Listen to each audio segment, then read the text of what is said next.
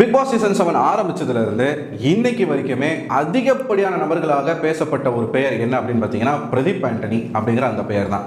Pradeep ஆண்டனியோட game பொறுத்த வரைக்கும் ஸ்ட்ராட்டஜிக்கலாக வந்து அவர் விளையாடுவார், ப்ளஸ் பிரேக் டவுன் பண்ணுறதுக்காக எந்த எல்லைக்கு வேணாலும் போவார், ப்ளஸ் இந்த கேமை ஜெயிக்கிறதுக்காக தன்னுடைய 100% ஈடுபாட போடக்கூடிய ஒரே நபராக யார் இருந்தாங்க அப்படின்னு பார்த்தீங்கன்னா பிரதீப் ஆண்டனி. இந்த கேமுக்காகவே தன்னை டெடிகேட்டடாக ஒர்க் பண்ண ஆரம்பிச்சதுனால மக்கள் என்ன பண்ண ஆரம்பிச்சிட்டாங்க அப்படின்னா பிரதீப்புடைய மைனஸை பார்க்காம அவர்கிட்ட இருக்கக்கூடிய அந்த ப்ளஸ் பாயிண்ட்ஸை மட்டுமே பார்த்து அவருக்கான ஆதரவை கொடுக்க ஆரம்பிச்சாங்க.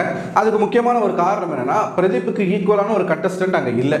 மற்றவங்களாம் ரொம்ப டம்மியாக இருந்ததுனால பிரதீப்புக்கான ஆதரவு என்பது மக்கள் மத்தியில் அதிக அளவில் இருந்தது ஆரம்பத்தில் இருந்தே. ஸோ இதெல்லாம் வந்து என்ன ஆயிடுச்சு, கைத்தட்டல் இதெல்லாம் வரும் பார்க்கவும் பிரதீப்புடைய ஆட்டம் வந்து கொஞ்சம் ஓவராக தான் போயிட்டு இருந்தது. சரிங்களா? ஸோ இந்த கொஞ்சம் ஓவர் கான்ஃபிடென்ட்டாக அவர் ஆகிட்டாரோ அப்படிங்கிற ஒரு கேள்வி வந்து எல்லார் மனசுலையும் இருந்தது. ஏன்னா ரொம்ப டைரெக்டாக போய் ஒருத்தர் வந்து தாக்குறதுலாம் வந்து அதிகமாக அவர் பண்ண ஆரம்பித்தார். பட் இருந்தாலும் மக்கள் வந்து அதுக்கான ஆதரவை கொடுக்க தான் செஞ்சாங்க. இவர் தான் நிச்சயமாக இந்த சீசனுடைய டைட்டில் வின்னர் அப்படின்னு மக்கள் வந்து நினைக்க ஆரம்பிக்கிற நேரத்தில் தான் பிரதீப்புடைய சரிவு என்பது ஆரம்பிச்சது. எப்பத்துலேருந்து அது ஆரம்பிச்சது அப்படின்னு பார்த்தீங்கன்னா மாயா கூட என்னைக்கு அவர் சேர ஆரம்பித்தாரோ அன்னிலிருந்து பிரதீப்புடைய மார்க்கெட் என்பது குறைஞ்சிக்கிட்டே இருந்துச்சு. ஏன்னா இந்த சீசனில் மாயா அப்படிங்கிற ஒரு சூனியக்காரி பெண் தன் கூட யாரெல்லாம் இருக்கிறாங்களோ அவங்க எல்லாருமே பலி கொடுக்கக்கூடிய ஒரு விச் மாதிரி தான் அவங்க இருக்கிறாங்க. பிரதீப் ஆண்டனி போய் அந்த கும்பலில் மாட்டிக்கிட்டாரே அப்படிங்கிற ஒரு கவலை வந்து அவருடைய ரசிகர்களுக்கு அதிகமாகவே இருந்துச்சு. அதே மாதிரி யாருமே கொஞ்சம் கூட எக்ஸ்பெக்ட் பண்ணாத ஒரு நாள் என்ன நடக்குதுன்னு பார்த்தீங்கன்னா ஒரு டாஸ்கில் வந்து அவர் வந்து தோற்று போயிடுறாரு, தோற்கடிக்கப்படுறாரு. அதன் விளைவாக கூர் சுரேஷை அவர் வந்து கண்டபடி பேசுறது வந்து பயங்கரமான ஒரு இஷ்யூவாக மாறுது. போயிட்டு அவங்க அம்மாவை பற்றி பேசுகிறதா இருக்கட்டும், அவர் அசிங்கமாக திட்டுறதா இருக்கட்டும், செருப்பால் அடிப்பேன்னு சொன்னதாக இருக்கட்டும், கமல் சாரே சொன்னாலும் நான் வந்து மன்னிப்பு கேட்க மாட்டேன், உன்னை செருப்பால் அடிச்சு தான் போவேன் அப்படின்னு அவர் சொன்னதாக இருக்கட்டும். ஸோ ஒரு டாஸ்கில் தோற்றதுக்கு இப்படி ஒரு ரியாக்ட் பண்ணணுமா, இது ஒரு கேமாயே அவர் பார்க்கல அப்படின்ற மாதிரியான ஒரு விமர்சனம் இருந்தாலும் இன்னொரு பக்கம் பிரதீப் ஆண்டனியோடைய ஃபேன்ஸ் வந்து எப்படி பேச ஆரம்பிச்சிட்டாங்கன்னா அவரை வந்து நம்பினாரு கூல் சுரேஷை, அவர் நம்பின கூல் சுரேஷே வந்து அவரை ஏமாத்ததுனால அந்த ஒரு கோவத்தில் அவர் பேசிட்டாரு அப்படின்னு சொல்லிட்டு அதை வந்து நார்மலைஸ் பண்ணாங்க. ஸோ இது வந்து நார்மலைஸ் பண்ணக்கூடிய ஒரு விஷயம் கிடையாது. இந்த வீட்டுக்குள்ளே எல்லாருமே வந்து ஒரு கண்டஸ்டன்ஸ் தான், எல்லாருக்குமே அவங்களுடைய கேம் இருக்குது. பிரதீப் ஆண்டனி வந்து அவருடைய கேமை அவர் ஸ்டைலில் விளையாடுற மாதிரி கூல் சுரேஷும் அவர் கேமை அவர் ஸ்டைலில் விளையாடுறதுக்கு அவருக்கு எல்லா ரைட்ஸும் இருக்குது. ஸோ இதனால் அவரை போயிட்டு நம்ம அசிங்கமாக திட்டணும், அதுவும் இப்படிப்பட்ட ஒரு நிகழ்ச்சியில் வந்து இந்த மாதிரியான வார்த்தைகள் யூஸ் பண்ணணும் அப்படிங்கிறதுல ஒரு கட்டுப்பாடு இருக்குது. அதை மீறி பிரதீப் பேசிட்டாரோ அப்படிங்கிற ஒரு சந்தேகம் இங்கே இருக்கக்கூடிய இன்னும் சில நியூட்ரல் ஃபேன்ஸ் எல்லாருக்குமே இருந்துச்சு. இது என்ன ஆயிடுச்சு அப்படின்னு பார்த்தீங்கன்னா இந்த சீசனில் புதுசாக வந்து உரிமை குரல் அப்படின்ற ஒரு விஷயத்தை இன்ட்ரடியூஸ் பண்ணி வச்சுருந்தாங்க. யாருக்காச்சும் இந்த வீட்டுக்குள்ளே ஏதாச்சும் பிரச்சனை, தீர்க்க முடியாத ஒரு பிரச்சனை இருக்குது அப்படின்னா இந்த உரிமை குரலை நீங்கள் வந்து எப்போ தூக்கணும்னா வார இறுதியில் கமல் முன்னாடி வந்து நீங்கள் தூக்கணும். ஆரம்பத்திலே இந்த நிகழ்ச்சி ஆரம்பிக்கிறதுக்கு முன்னாடியே நீங்கள் உரிமை குரல் தூக்கிடணும். ஸோ அது என்ன பிரச்சனையோ அதை அட்ரஸ் பண்ணிவிட்டு அதை சரி பண்ணிட்டு தான் அடுத்த விஷயத்துக்கு போவோம் அப்படிங்கிறத முன்னாடியே சொல்லியிருந்தாங்க. ஸோ இது வந்து என்ன பண்ணிட்டாங்கன்னா இங்கே இருக்கக்கூடிய பெண்கள் இருக்காங்க இல்லையா, இந்த பெண்கள்லாம் வந்து அவங்களுக்கு சாதகமாக வந்து இதை பயன்படுத்திக்கிறதுக்கு ஏகப்பட்ட திட்டங்கள், அதாவது கூல் சுரேஷ்காக சப்போர்ட் பண்ணணும் அப்படின்னு ஆரம்பித்த இந்த உரிமை குரல் திட்டம் என்பது பிரதீப் ஆண்டனியை வெளியே அனுப்பணும், ஏதாவது சொல்லி அனுப்பிடணும் அப்படின்னு சொல்லிட்டு இதற்கு முன்னாடி பிரதீப் ஆண்டனி என்னெல்லாம் இவங்க கிட்ட பேசினாரோ அது எல்லாமே கலெக்ட் பண்ணி வச்சு ஒரு கம்ப்ளைண்ட்டை ரெஜிஸ்டர் பண்ணணும், ஒரு கம்ப்ளைண்ட்டாக கமல் கிட்ட கொடுக்கணும் அப்படிங்கிற ஒரு திட்டம் எல்லாமே போட்டாங்க. ஆனால் இங்கே என்ன ஒரு பிரச்சனை ஆயிடுச்சு அப்படின்னு பார்த்தீங்கன்னா பிரதீப் பேசுனது ஒன்றா இருந்துச்சு, இவங்க குற்றச்சாட்டாக சொன்னது இன்னொன்றா இருந்துச்சு. வேறு விதத்தில் வேறு ஆங்கிளில் வந்து இவங்க சொன்னாங்க. கமல் அவர்கள் ஒற்றை சைடை மட்டுமே கேட்டுக்கிட்டு இவங்க சொல்கிறதா சரியாக இருக்கும், பெண்கள் எப்பயுமே விக்டிமாக இருக்காங்கன்னா விக்டிமை வந்து நம்ம கொஸ்டின் பண்ண முடியாது அப்படிங்கிற ஒரு முட்டாள்தனமான ஒரு முடிவை எடுத்து இவங்க சொன்னால் சரியாக இருக்கும் அப்படின்ற ஒரு பேரில் பிரதீப்புக்கு ரெட் கார்டு கொடுத்து அனுப்பிச்சாங்க.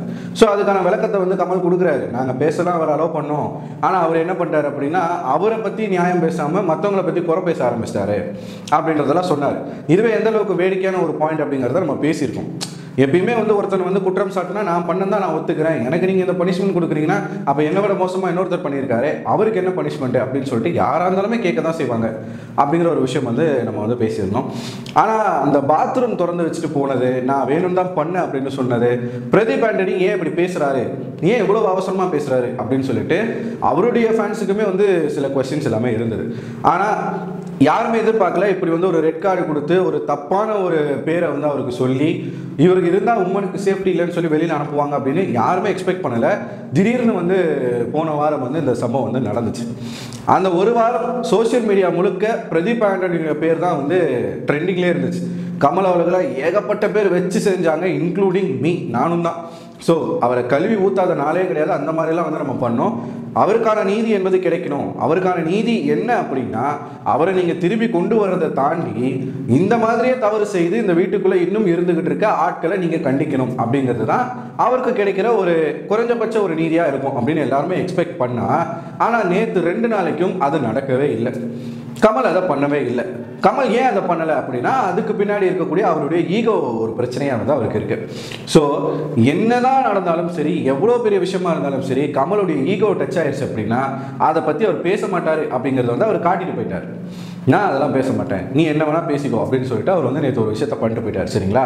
ஸோ இந்த மாயா கேங்கை வந்து எப்படியாச்சும் பழி வாங்கணும் அப்படின்றது பிரதீப் ரசிகர்களுடைய மிகப்பெரிய ஒரு கனவு. அதனால அவங்க என்ன பண்ண ஆரம்பிச்சிட்டாங்கன்னா, இந்த நாமினேஷன்ஸில் இந்த டீமை சேர்ந்தவங்க யாரெல்லாம் வராங்களோ அவங்கள வெளியேற்றுறதுக்கு மற்றவங்களுக்கு ஓட் பண்ண ஆரம்பிச்சிட்டாங்க. ஸோ இது வந்து ஒரு நல்ல ஒரு ஸ்ட்ராட்டஜி. பிரதீப் அவர்கள் எந்த மாதிரியான ஒரு ஸ்ட்ராட்டஜியை பயன்படுத்தி விளையாடுவாரோ அதே மாதிரியான ஸ்ட்ராட்டஜியை அவங்களுடைய ரசிகர்களும் பயன்படுத்திக்கிட்டு இருக்காங்க, பின்பற்றுறாங்க. அதன் விளைவாக ஐஷு வந்து வெளியில் போகிறாங்க. அதன் விளைவாக போனதை பாதி தான், மீதி வந்து அவங்க குடும்பத்தார் வந்து கொடுக்கப்பட்ட அந்த அழுத்தங்கள் தான். ஸோ பூர்ணிமா தான் போக வேண்டியது, அதுக்கு மாதிரி ஐஷு அனுப்பி வச்சிட்டாங்க. எப்படி இருந்தாலும் இவங்க டீமில் யார் போனாலுமே ஓகே அப்படின்ற மாதிரி தான் மக்கள் வந்து இருக்கிறாங்க. சரிங்களா?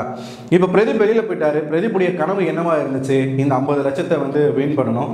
50 லட்சத்தை வின் பண்ணி தன்னை சின்ன வயசுல இருந்தே தன்னை வந்து பாதுகாப்பாக வளர்த்த தன்னுடைய சித்திக்கு வந்து ஏதாச்சும் பண்ணணும், தன்னுடைய சொந்த பணத்தில் வந்து ஒரு படத்தை வந்து டைரக்ட் பண்ணணும் அப்படின்றது தான் அவருடைய ஆசையாகவே இருந்துச்சு. ஸோ இப்போ பாதியிலே அவரை வெளியில் அனுப்பிட்டாங்களே, அவருடைய கனவு என்ன ஆச்சு அப்படிங்கிற ஒரு கேள்வி இருந்தது. சினிமா துறையில் ஒருத்தர் இயக்குனர் ஆகிறதும் சரி, இல்லை நடிகர் ஆகிறதுக்கும் சரி, நம்ம சில விஷயங்களை வந்து விட்டு கொடுத்து போகணும் அப்படிங்கிறதுல வந்து எந்த விதமான மாற்று கருத்துமே கிடையாது. அப்படிப்பட்டவர்கள் தான் இன்னைக்கு வந்து பெரிய இடங்களை வந்து ஜெயிச்சு நிற்கிறாங்க.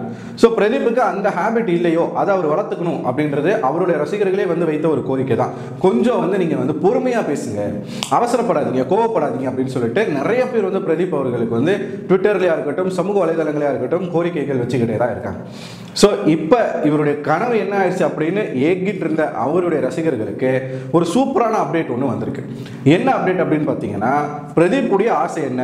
நல்ல படம் ஒன்று டைரக்ட் பண்ணணும். ஸோ இதுதான் வந்து அவருடைய கனவு லட்சியமாகவே இருந்துச்சு. இதை யார் நிறைவேற்ற போகிறாங்க அப்படின்னு பார்த்தீங்கன்னா, டிஸ்னி ஹாட்ஸ்டார் நிறைவேற்ற போகிறாங்க. ஸோ ஹாட்ஸ்டார் இந்தியா வந்து பிரதீப் அவர்களை தொடர்பு கொண்டு பேசியிருக்காங்க. நீங்கள் நல்லாவே கேம் விளையாண்டீங்க, ஆனால் யாரும் எதிர்பார்க்காத விதத்தில் சில விஷயங்கள் வந்து தப்பாக போயிடுச்சு. ஸோ அதனால் அதை பற்றி நம்ம இனிமேல் வந்து பேச வேணாம். இதுக்கப்புறம் நீங்கள் என்ன பண்ண போகிறீங்க அப்படிங்கிறதுல நீங்கள் கவனம் செலுத்துங்க. ஒரு நல்ல ஸ்கிரிப்ட் ரெடி பண்ணுங்கள், நல்ல ஸ்டோரி ஒன்று ரெடி பண்ணுங்கள், நாங்கள் உங்களுக்கு ப்ரொடியூஸ் பண்ணுறோம், நல்ல படம் ஒன்று டைரக்ட் பண்ணுங்கள், அதை நம்மளுடைய ஹாட்ஸ்டார்லேயே நம்ம வந்து ரிலீஸும் பண்ணலாம் அப்படின்னு சொல்லிட்டு பிரதீப் அவர்களுக்கு உறுதி கொடுத்துருக்கிறதா ஒரு செய்தி வந்திருக்கு. இது அஃபிஷியலாக வந்த ஒரு செய்தி தான். ஸோ அதுக்கான ப்ராசஸில் பிரதீப் இப்போ தற்போது இறங்கியிருக்காராம். ஸ்கிரிப்ட் ரெடி பண்ணுற வேலையில் இறங்கியிருக்கிறாரு. ஆனால் என்ன ஸ்கிரிப்ட் அப்படிங்கிறது தான் இன்னும் தெரியல. இது வந்து ஏற்கனவே அவர் சொல்லியிருக்காரு, அவர் வந்து ஒரு அனிமேஷன் மூவி பண்ணணுன்றது அவருடைய ஆசையாக இருந்துச்சுன்ட்டு. ஸோ அதை பண்ண போகிறாரா இல்லை நார்மல் மூவி எடுக்க போகிறாரா அப்படிங்கிறது இனிமே தான் நமக்கு தெரிய வரும். பட் டிஸ்னி ஹாட்ஸ்டார் இந்தியாவுடைய ப்ரொடக்ஷனில் பிரதீப் ஆண்டனி ஒரு படத்தை கூடிய விரைவில் இயக்க போகிறாரு அப்படிங்கிறது தான் பிரதீப் ரசிகர்களுக்கு கிடைக்க போகிற ஒரு இன்ப செய்தியாக இருக்கும் அப்படின்னு நான் நம்புகிறேன். ஸோ இந்த செய்தி வந்து எத்தனை பேர் சொல்லியிருக்காங்கன்னு தெரியல, மேபி நம்ம கூட ஃபஸ்ட்டாக இருக்கலாம், பார்ப்போம். பட் இந்த செய்தி வந்து என்னை பொறுத்த வரைக்கும் சந்தோஷமாக தான் இருக்குது. இது வந்து ஒரு ஸ்டெப்பு தான் பிரதீப் அவர்களுடைய வாழ்க்கையில் அவர் எடுத்து வைக்கிற ஒரு ஸ்டெப்பு. இந்த ஸ்டெப்ஸ் வந்து பல ஸ்டெப்புகளை வந்து கடந்து போகணும். அதனால் இதில் அவர் கிளியராக கவனம் செலுத்தி சூப்பராக ஒரு விஷயத்தை வந்து அவர் பண்ணணும். மக்கள் மத்தியில் அவருக்கான ஆதரவு என்பது இருக்குது. அந்த ஆதரவு இருக்கும்போதே பிரதீப் ஜெயிச்சிட்டார் அப்படின்னா அவரை தொடர்றதுக்கு யாராலும் முடியாது. அவருடைய வளர்ச்சி என்பது போய்கொண்டே இருக்கும். ஆனால் ஒரே ஒரு விஷயம் தான் பிரதீப் அவர்கள் பண்ணணும். நாவடக்கம் ரொம்ப ரொம்ப தேவை. அவசரப்படக்கூடாது, கோவப்படக்கூடாது. நிதானமாக அவர் என்ன ஜெயிக்கணுமோ என்ன பண்ணணுமோ அதை நிதானமாக அவர் வந்து ஜெயிச்சா மட்டும்தான் ரொம்ப நாள் சர்வை பண்ண முடியும். அதனால் பிரதீப் அந்த கவனத்தோட கொஞ்சம் நிதானத்தோட அவருடைய இந்த சக்ஸஸ் பாதையில் வந்து நடந்து போகணும் அப்படின்னு ஒரு பர்சனலாக என்னுடைய ஒரு எப்படி சொல்கிறது ஒரு விஷயாவே நான் வந்து சொல்ல நினைக்கிறேன். So Pradeep bro, all the best. உங்களுடைய முதல் படம் வந்து உங்களுடைய ஓன் டைரக்ஷனில் டிஸ்னி ப்ளஸ் ஹாட்ஸ்டாரில் விரைவில் நாங்கள் பார்க்குறதுக்கு வெயிட்டிங்கில் இருக்கோம். இந்த ஆப்பர்ச்சுனிட்டியை யூஸ் பண்ணிக்கிட்டு நீங்கள் ஒரு தரமான ஒரு சம்பவம் பண்ணணும் அப்படின்னு நான் கேட்டுக்கிறேன். ஸோ இதே மாதிரி உங்களுடைய ரசிகர்களும் உங்கள் பின்னால் நிற்பாங்க அப்படின்றதுல எந்த விதமான மாற்று கருத்தும் கிடையாது. ஸோ நீங்கள் என்ன நினைக்கிறீங்க மக்களே? இப்படிப்பட்ட ஒரு பெரிய ஆப்பர்ச்சுனிட்டி வந்து டிஸ்னி ஹாட்ஸ்டாரே வந்து வெளியே வந்து கொடுத்துருக்காங்க.